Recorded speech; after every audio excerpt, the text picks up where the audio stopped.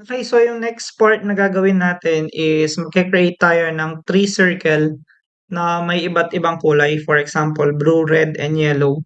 So, papalitan natin una yung background natin. So, gawin natin siyang color dot cyan naman. Okay? So, at this point, gagawa na tayo ng circle. So, g dot set color and then color dot sabihin natin blue. Oops, ano yun? Dot ulitin lang natin. uh, color dot blue. Yan. Then, oops, bakit hindi siya ulitin lang natin, no? G dot set color,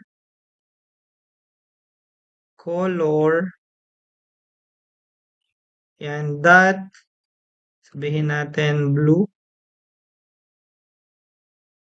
yan. Ano nangyayari? Ulitin ko lang siyang i-type.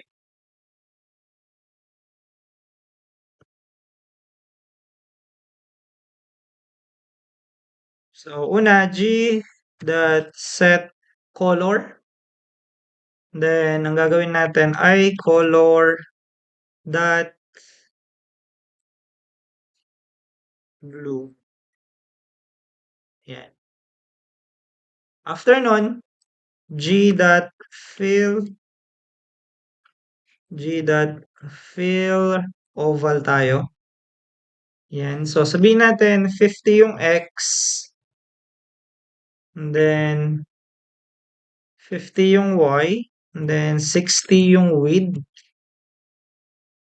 And then, 60 yung height. Yan. So, ito yung first color natin. I mean shape. Then, next part naman na gagawin natin is create ulit tayo ng another circle, but this time, mas malaki kesa dito sa unang circle natin. So, gagamit tayo ng G, set color dot, sabihin natin red. Then, after nun, oval ulit. Copy na lang. Paste.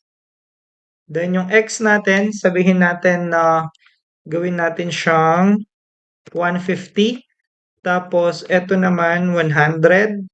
Tapos, meron tayong 40. Then, meron din tayong 40.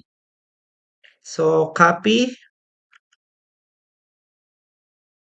Okay, so dito naman, papalitan natin yung color niya into yellow. Okay, so ngayon, smaller circle naman kesa sa nasa gitna. So, yung position niya is sabihin na natin 280. Yan. Tapos, yung Y, sorry. Yung Y natin is, sabihin natin 200. Yung width 40, height 40, pwede na yan. So, i-run natin yung program. So, kung mapapansin nyo, no, kung gusto nyo mag-create lang naman ng shapes, yan siya. So, kayo guys, ibahin nyo lang, yung mga width, height, yan, navigate through them, and tignan nyo kung paano nyo sila ma-navigate or ma-explore yung program na yan.